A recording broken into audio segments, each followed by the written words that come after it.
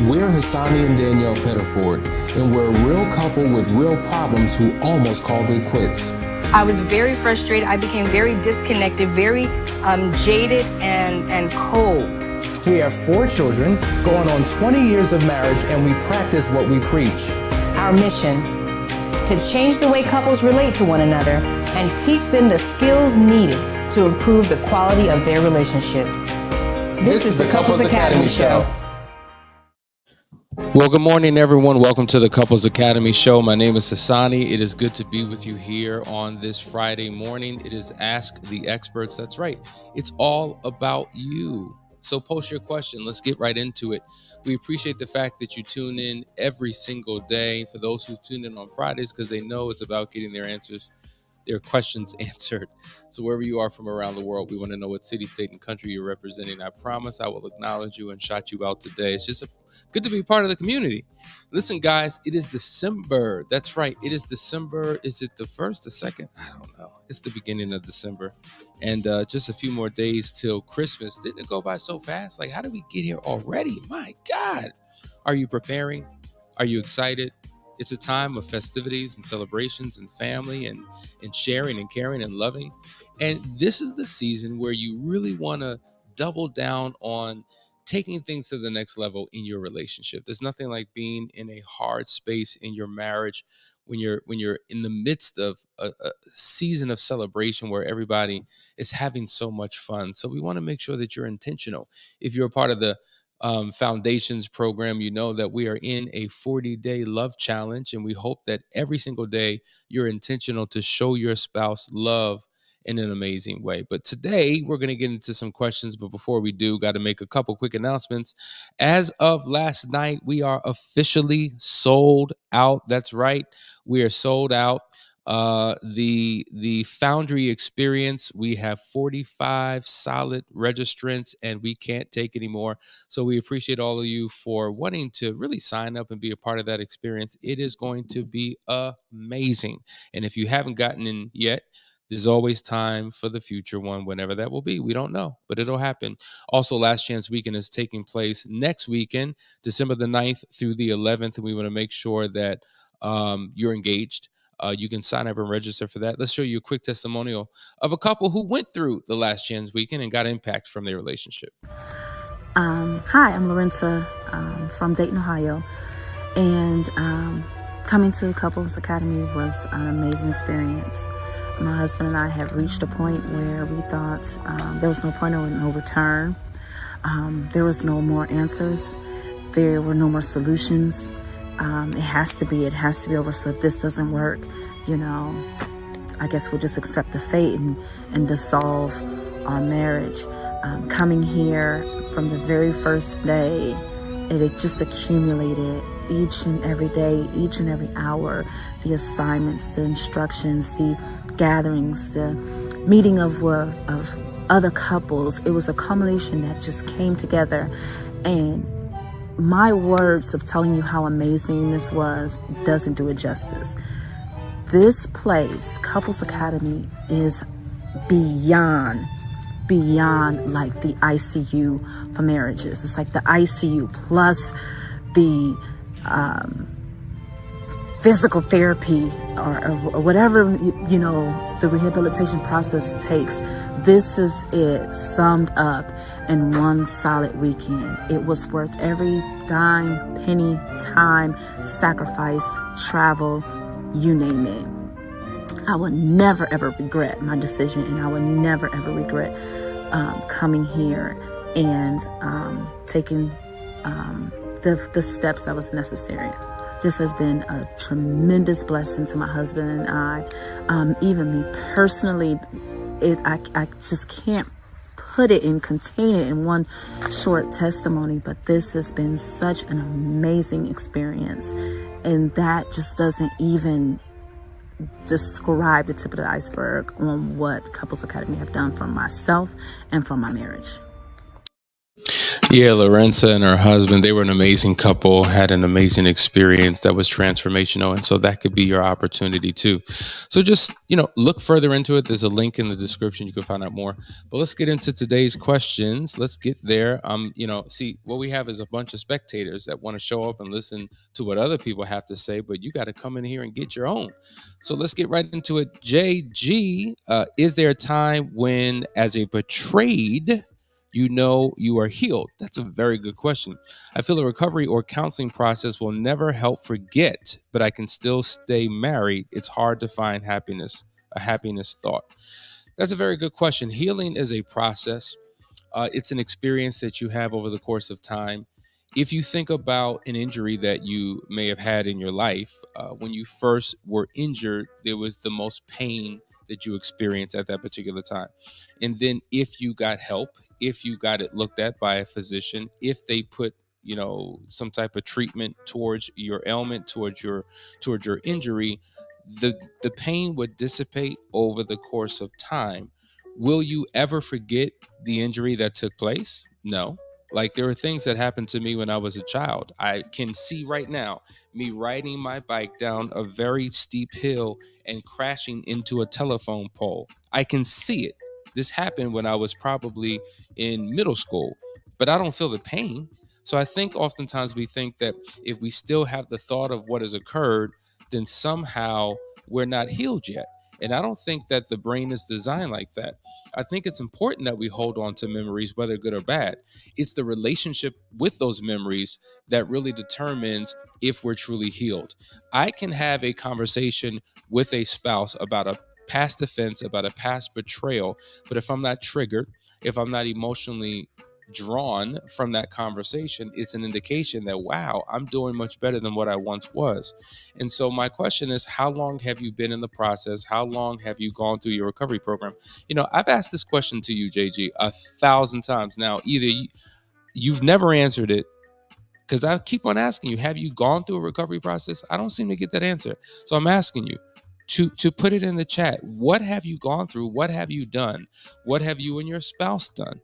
Because if you have done nothing, then a lot of that pain you'll carry with you. You ever been injured? And then it seems like when the weather gets funny, all of a sudden that pain comes back. You're walking and, oh man, there's that pain again.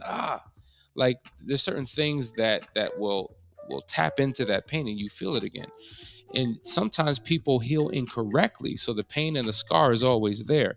But if you go through a legitimate process, I promise you will get to a place of legitimate healing. So I want you to answer that question for me, because I want to know, my sis. Here's another question. I can attest to the impact of the Last Chance weekend had on our relationship. Renee, we appreciate you. It was an amazing experience to have you. And I hope that other people jump on board, because it is truly impactful. DWW says, what do I do if my spouse continues to deny he's cheating with another woman, especially when I heard part of their interaction? He will not acknowledge what I told him I heard. See, this is the deal.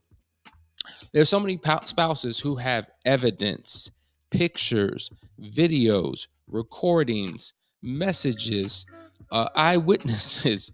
I mean, they have everything. But for some reason, they cannot find closure until their spouse finally admits it. Now, it's so interesting. I was watching a video on Instagram, and I wish, and I don't want to make light of it, and I don't want to make it a joke, because it's not funny. But this was a funny little skit where a girlfriend approaches her boyfriend and says, I know you were cheating. No, I wasn't. Weren't you here at such and such a time? No. Weren't you with such and such a woman? No. Weren't you doing such and such a thing? I don't know what you're talking about. She's right here. There's a picture with you right here. That's not me. And then all of a sudden, the girl appears right next to her. You were with me. It was you and you. And it was a conversation in the video with them all laughing and they were like, do you know her? I don't know her. And it was just like, really? Like, some people refuse to acknowledge the truth, no matter what evidence you present, no matter what evidence you give them. And so you have to find closure for yourself. You have to make decisions for yourself, because it will drive you literally crazy if you're always going to wait for your partner to confirm, to affirm, to validate the evidence that you have. And so my question would be, the conversation that you heard, was it suggestive? Would anybody interpret that there's a possibility that this could be something? Or is it strong enough evidence that indicates that something inappropriate is actually taking place? Reach out to us. Let's have a conversation, because, for you to be in this stuck place is not a healthy place to be, because it will lead to continual mistrust, disconnection, shutdown, and an emotional demise. And we don't want that for you. All right, here's another question. How do you handle, I guess, when there is a child from the affair? Very good question. The way that you handle this is going to change depending upon the circumstances of the child. There are some women that we work with that were pregnant at the time, and there was an assumption that the pregnancy was due to the affair partner. So we don't know yet, because we haven't had a blood test to confirm it. There are some where the baby literally just was born and we know it was with someone else. And so how we handle that is completely different. If the child is 5, if the child is 18 and we just found out about an affair child that, was born years ago. So the circumstances are different. And I think that there's no what am I looking for? Canned response to this. I would need to know the particulars of your situation, but we have counseled many couples through this. What I will say is that if there is a child from an affair, oftentimes the whether it's a father who's the child, like say it's your husband who has a child, or maybe it's your wife, whoever it is, they tend to have a personal relationship and interaction and conversations with the affair partner about their shared child. And that is a big no-no. That is a big no-no. If you're going to stay in this relationship with your spouse who has a child, then the dynamics of your relationship with your spouse are going to have to change. The dynamics of your spouse with the affair partner are going to have to change. There's going to have to be transparency. There are going to have to be a three-way conversations. You're going to have to be involved in certain decisions when it comes to childcare, money that needs to be given, medical bills, office visits, whatever it may be. You have to have an involvement. And if your spouse excludes you from that type of reality, major problem. And it will constantly create all types of triggers. So the whole dynamic has to shift and change. And so there are rules of engagement in this type of scenario. And so if you need help with that, please reach out to us, because we've counseled an incalculable number of couples through that particular situation. So I hope that helps. Man, the questions are coming in. I'm going back to DWW. This is his second time, and we have been to your last chance weekend. The time seems way more devastating. So there's still no admittance of the truth. Well, you need to reach out to us and let's have another conversation, because I need to know where in the recovery process, or where in the full disclosure you are, and what seems to be the hiccup. And so the question is, was the truth never given? Was it not accepted for truth? Was there a trickle truth that took place and is still taking place? DWW, I'm not sure who you are, but let's have a conversation. Reach back out to us. We're here to support you. Another question comes in from the Frozen Brain. Okay. I've been on both sides of the spectrum. I'm only 30 years old, been in a 15-year relationship with my high school sweetheart. Forgiveness is vital in the longevity of a marriage. Just my opinion. I agree with you 1000%. It is hard to move forward and have a healthy relationship if you do not have forgiveness, because unforgiveness leads to bitterness. It leads to resentment. It leads to all types of problems in a relationship where there's a wall that is built up and it's hard to penetrate that wall. And so you're constantly stuck in the past and not allowed to really experience the moment, because you're trapped in a past memory that you haven't released or let go. Your mind is constantly bombarded with thoughts of what has happened, and you see your spouse for who they were. So you're imprisoning them to their past, even if they have made a change and transformation. But forgiveness is a process, and there's a lot of obstacles that we have to overcome in order to forgive. There's forgiving your spouse, but there's also forgiving yourself. There's accepting forgiveness from your spouse. Is believing that God has forgiven you. So it works in multiple ways, and there's some complexity to it. But I agree with you. It's critically important for a healthy relationship. You went on to say, I've been on, I think you posted that twice. Okay, very good. Tiffany says, can your partner aid in your healing? Not putting the responsibility on my husband, but him showing up helps. He doesn't feel that he can help. and he doesn't come with a game plan to fix our relationship. So number one, yes, your spouse plays a major role, a vital role in your healing. However, in all fairness and all honesty, it is not solely his responsibility to help you heal. Here's the reality, right? And if you know me and if you watch this long enough, you know that we don't take sides. We're as fair as we can be. Oftentimes, the hurt partner, the betrayed partner, has a preoccupation with what the former unfaithful partner needs to do, what they're not doing, how they're not showing up, if they only did this, if they only did that. And the fact of the matter is, if they did everything that they were supposed to do, it still would not completely heal you because you still have your work to do. Okay. So both of you have a responsibility in your healing. You have to heal you through specific actions. He has to help heal you, but he also has to heal himself. And so if you're doing this by yourself and you don't know how to go about that healing process, it becomes very difficult. So it's no surprise that he may not know or understand how he can contribute to the healing if you haven't given instruction. Now, if you have been given instruction and he still chooses not to do it, or you still choose not to engage in the process, then get on board. Because listen, as they say, time heals all wounds. It is a lie. That's not true. Time is neutral. Time does not heal. Time does not worsen.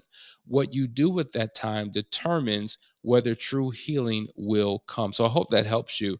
And so both of you, once again, have a responsibility. Now, in terms of him coming up with a game plan to fix the marriage, does he even know what to do? You know, I've heard so many men use these 7 words. I just don't know what to do. No matter what I do, nothing ever is good enough. Nothing ever works. A lot of men resign. We talked about that yesterday. A lot of men give up. A lot of men quit. A lot of men throw in the towel. That doesn't mean they leave the relationship, but they leave their role and their position within the relationship because they're just beat down, beat up, don't know what to say, don't know what to do. No matter what they try to do, it's just not good enough. They're criticized, they're condemned. It's just a lot going on. It's a lot going on. And you have legitimate hurt, legitimate pain. You may be angry and enraged. You may be an emotional wreck and always sad and crying in tears for legitimate reasons. And if he doesn't know how to address that, meet that, speak to that, respond to that, if every attempt that he's made has been rejected, it can spiral. It can cause you as a couple to spiral out of control. So please, there's many resources. There's videos that we've done that speak to what you two can do. Are you sitting down together and watching these videos? Is there any effort being made? Is there a book being written? Is there a retreat that you've gone to? Is there counseling that you've gone to? There's got to be something. There's got to be something that you do, and I encourage you to do that. All right, guys, listen, you're watching the Couples Academy show. We're going to go to a quick break. Stay right there. There's a lot of questions that we're going to get to. Thank you for asking them today. Be right back. Welcome to the Couples Academy app. The Couples Academy app is your go-to hub for how to do marriage right. Get started with our app today by perusing our amazing features that conveniently allow you to connect. This app is packed with powerful content and resources to help you grow and stay connected. With this app, you can watch our messages, find marriage resources, watch, listen, and read the real-life stories of restored couples, sign up for events, read articles and blog posts, stay up to date with push notifications, share your favorite messages via Instagram, Facebook, Twitter, or email, and download messages for offline listening. For more information about the Couples Academy app, go to couplesacademy.org.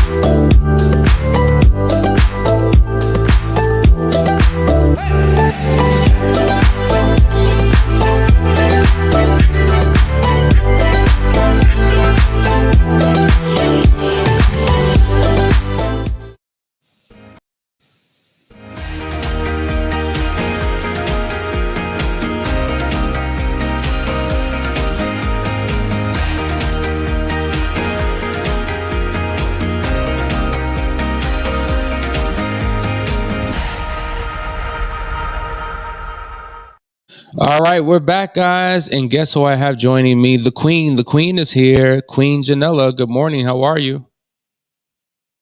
Oh, man, I still can't Good hear morning. you. Can you hear me Oh, now? there we go. There we go. Let's get Good it, girl. Let's morning. get Good it this morning. morning. How you doing? I'm doing well. How are you today? All right. I'm doing well. We're going to jump you right in. We have a question that I want you to respond to. Shamika says, I have been dealing with triggers. Everything becomes a trigger for me. My heart rate goes up. Small things make me upset. Any advice on the best way to handle my triggers in a healthy way? Well, you are absolutely dealing with something that is quite common after you discover an affair or betrayal. Triggers kind of go along with it, but you don't want your life to be controlled by triggers. So there are definitely some things that you can do. And sometimes you just have to come up with a word or a sentence or something that will break that cycle and say, like, nope, not today. I'm not going to allow this trigger to control me. I'm not going to allow this to just continue to have, rule over my life. And you just have to come up with something to let you know that I can't do this. I'm not going to do this. And then sometimes you actually just have to go full in and embrace whatever that is. A lot of times we get into a habit of running from things and not actually dealing with it head on. And it causes us to just never grow out of that state of being in those triggers. So it's a plethora of things that you can do, but definitely you want to reach out to us so we can walk you through the process. But the immediate process is to make up in your mind that you won't allow that trigger to constantly control you from day to day. Yeah, that's an excellent response. And here's a similar question from Sherry. How do you get past the bad memories of the affair? Those are kind of similar because you know what? We're triggered oftentimes by, what's happening in the outside world, the environment, what's on TV, a song, we're driving down the street, a restaurant, at high, anything could trigger us. But oftentimes we trigger ourselves. We Mhm. trigger ourselves because we're not in control of our minds, and constantly thoughts do come up, memories of the past come up, and it sends us in a really negative space. And so to add on top of that question, you really have to begin to control your mind control. We call it retraining the brain. And so, what I would encourage both of you to do is to write down all of the triggers that you're having. Write down every negative thought that constantly consumes your mind. We call it a thought journal. Write them down. Like, I wonder, because these questions come up a lot. Are you guys actually doing what we tell you to do? Are you really doing it? Or are you just looking for a nugget that sounds good and okay, great, what's next? Like, write them down. Every negative thought that you have about yourself, that you have about your spouse, that you have about your marriage, that you have about that affair partner. I'm talking about the thoughts that constantly consume your mind, that no matter what day it is, here it comes again, there it goes again. Write those down. And what you want to do is you want to analyze those thoughts, analyze them, and ask yourself the question, okay, what I'm thinking, is this 100% true? Because oftentimes these thoughts form a narrative and a story that we tell ourselves. And we form conclusions in our mind. And what happens is our relationship with those past thoughts and those past memories are not healthy, and it keeps us in an unhealthy state. And so when you write down these thoughts, you have to create another thought or statement that counters that negative thought. And this is a part of what we call thought shifting or catch and release. I'm going to catch that thought, I'm going to release it back, and I'm going to thought shift into another thought. And I have to do that 10, 15, 30 times a day until I begin to get control over my mind. That's what I'm going to begin to do. But if I have a negative past thought, I begin to anticipate a negative future outcome. So now I'm trapped by a horrible past and trapped by a horrible anticipated future. So this is why you have to retrain your brain and begin working on affirmations and begin writing down things that are going to help you. One of the things that we had a couple do is because they kept thinking about the past things that their spouse did and they believed that their spouse didn't love them. And I said, take out a recorder. Go take it out. Come on, get your phone, take it out, press record. Now, spouse, the one who hurt your partner, I want you to speak into your spouse's life right now and fill her up with everything that she needs to hear about who she is, about how you feel about her, about what you want for the marriage, and just let it go. And 3 minutes later, The recording came to an end, and I said, that recording that he just heard, that you just heard your spouse say, play that every single day. When you have a negative thought, play it, because you need something to override the negative thoughts that you have. So you got to constantly soak and saturate yourself with something else that'll put you in a much better place. So that's one technique amongst many. If you want more, reach out to us and we can surely walk you through a process. Kimberly says, earlier this week, the team mentioned it being wrong to threaten your spouse with divorce. I don't think it's wrong to be clear about expectations and letting them know what you aren't willing to deal with, especially if you've been the betrayed. You want to respond to that? I know you weren't on, but this whole idea of threatening your spouse with divorce, she doesn't believe that that's a wrong thing.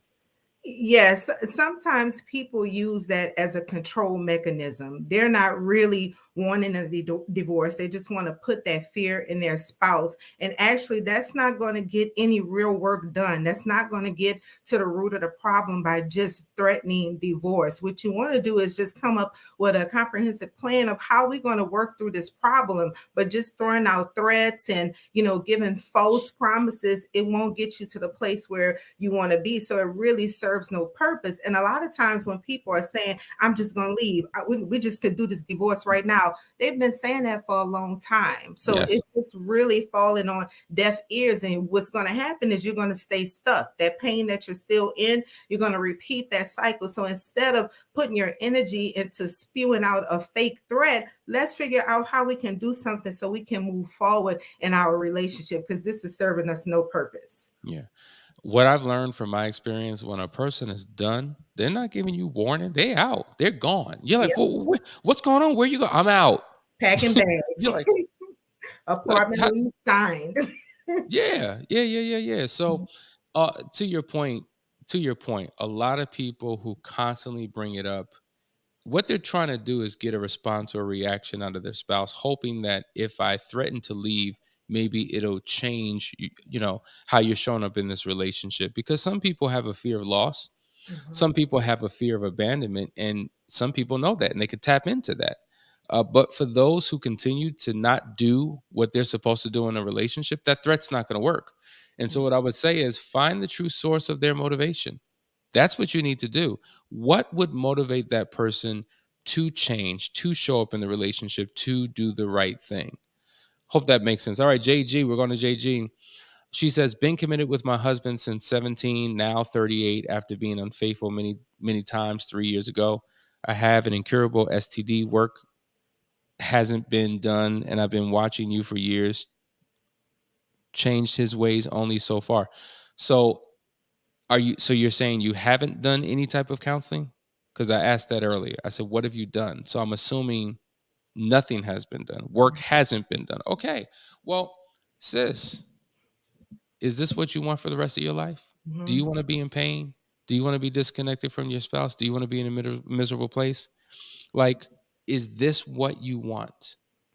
If this is what you want, continue to do what you've been doing. I'm having a loving, hard conversation with you, because if you're waiting for circumstances and people to change, you're going to be waiting a long time. You are the change that you are looking for. The leader that you're looking for is inside of you. And when you initiate a process, all things begin to change. When you make a decision, then circumstances begin to align to the decision that you make. So you've been watching us for years and nothing has motivated you to take that next step. I'm challenging you. Let's take the next step. I'm challenging you. See that number at the bottom of the screen? Put it up, that number today. I want to hear from you today, because you've been hearing from me for years. It's time for me to hear from you. Renee, as the unfaithful, my betrayed partner will ask questions. And when I respond, my response is always viewed as defensive or excusing when I'm answering the question asked. What can I do to improve, Janella? Wow, communication is so key in relationships. And a lot of times when we're communicating something that's hurtful, the person that's receiving it, they just can't even hear you. And sometimes you're at the point where you need a third party to help navigate through those difficult conversations, because the words you think that would be the correct things to say to him may be triggering or upsetting, or because he has so much pain in front of him, he just cannot hear you. So if you're at the point where you are having the same conversation over and over, you're not going anywhere, your spouse can't hear you, and a relationship is at a standstill, that's the time to do something different. So you really can respond from a place of love, but if that person is not receptive, you need someone to help you go through this process. And being honest, are you defensive? Do you get frustrated? Do Mm-hmm. you roll your eyes? Here we go. Oh, God, didn't I answer this already? These are the typical responses that we hear from um, unfaithful spouses when their betrayed spouse asks a question. Because 9 times out of 10, if they've asked the question, it's probably not the first time they've asked that question.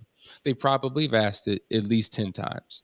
And every time they ask, they're looking for something more, something different, because maybe they didn't trust what you said the first time. Maybe you weren't open. Maybe you engaged in the trickle truth. Maybe there's pieces and parts of the situation that have not been revealed. And so in your frustration, that's how you respond. And that's how it's coming across. That may be a possibility. And so if there seems to be gridlock, what Janelle is saying is absolutely right.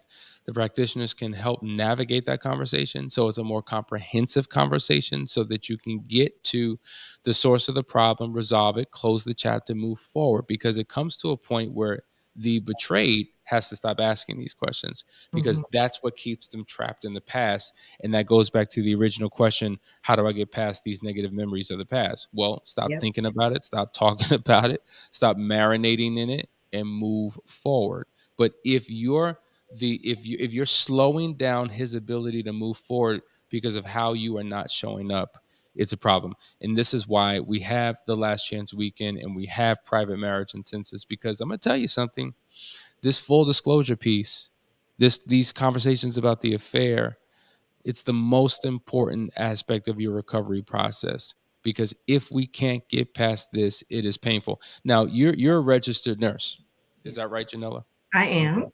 You've been in this field for quite some time. I want you to talk about the difference between being pain free and pain management, right? Oh, So, mhm. right, like if I have a pain and I'm constantly managing the pain versus I'm pain free. Talk about that from a medical perspective. What's the difference? Oh my goodness. Pain management is you're just treating the pain. You're just taking enough medicine to take the edge off and just enough to be able to function. My knees still hurt, but I'm still walking. But if I Mm, take this Tylenol, I can get to my next destination. But that pain is still nagging me. It's not completely gone. I can bear with this. Like if you say, what's your pain on a pain scale of 0 to 10? In pain management, you may just get to a 2 or 4. That's where you live. The pain, no matter what mm, medicine you take, you just kind of live at that space, but that mm, pain is there.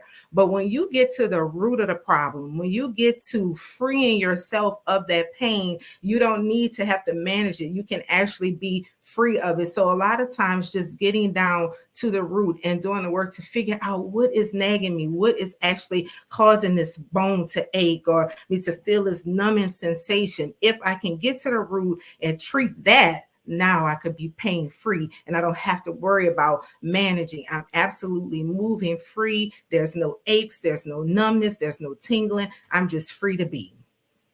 You know what? What's so true, Janella? I don't know if you find this in the medical world, but a lot of people claim they want to be free of the pain, but they don't. They're more comfortable with the pain because that's what they know. Mm-hmm. Because if I have to do that to get free, I don't know if I'm willing to do that to get free. If you want to be free, you will do whatever you have to do to Mm-hmm. get to that place of freedom. But some of us are addicted to the familiar. It Oh, makes yeah. me think about the children of Israel, right? They were in Egypt, they were in slavery, then they went through the wilderness, and then they were going into Canaan. Some people were so unfamiliar with this wilderness experience because they didn't know what it meant and they didn't know how they were going to function. They'd rather go back into captivity. And some of you are the same way in your relationships. You claim you want what you want, but you don't want what you want because you're not willing to do whatever is necessary to get it. And that speaks to your teachability index. What are you willing to do? What are you willing to learn? Are you willing to change? Are you willing to invest money, time, and effort to get what it is that you say that you want? And if you're not willing to do that, then you're going to be dealing with pain for the rest of your days. And Janella, I've had headaches for Oh my days, goodness. out of 4, not out of 10. I'm Mhm. not on my back, but out of 10. And I'm just like, oh God, all you want to do is sleep. All you want to do is rest. All you want to do is lay down. You don't want to engage. You don't want to be bothered because it's painful. Right. And you can't show up in your best self because that pain is nagging you. And when you say like willing to do something, like a person could be in pain, they won't even make a doctor's appointment. They won't even follow up to get the labs, to get the x-rays, or to see what it is. They'll just continue to pop pills, taking over the counter pills. And now guess what? Over time, you're going to create another problem because now you're going to have toxicity. And that's the same thing that's what's happening in relationships. You hanging on to this trigger like it's a dress or something. You don't have to live in that space, but you feel like, oh, you caused me pain, so I'm gonna sit in pain. I'm gonna let you watch me crying, listening to this song. Like if I hurt more, that's gonna make you feel bad, and voila, we have a perfect relationship. It doesn't work like that. If you don't take the steps to do the work to rid yourself of this pain and be committed to it, you will be stuck, and you will continue to have a half-lived life. You won't be able to show up in your full self. And who wants that? That is not a norm. Give yourself permission to break free and to live the life that you want to live.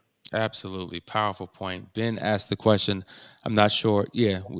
Anyway, how do you get past resignation? I'm more clear higher up on my first statement. Okay. So we were talking about trauma bonding over the last 2 days, and we were saying that there are certain stages of trauma bonding, and one of them is resignation. And resignation simply means like your spouse is an abuser, and you just get to the point where you're like, fine, I give up. I'm going to just go along with what you're doing. It's probably easier just to deal with your bullshiggity than to fight it every day. So it's a coping mechanism, right? And so how do you get past resignation? Well, and I'm not sure that he's saying his relationship was one of trauma bonding, because that's something that people can do in a relationship, period. Like, let's remove trauma bonding, for example. Jeff was talking about how some men get to the point where they just give up. Like, they just don't know what to do. Like, I tried everything. I don't know what to do. I'm just here. I'm just existing. And women can often feel that way as well. And what a miserable place to be. So how do you get out of that? I think I just spoke, and then you can speak to it as well, Janella.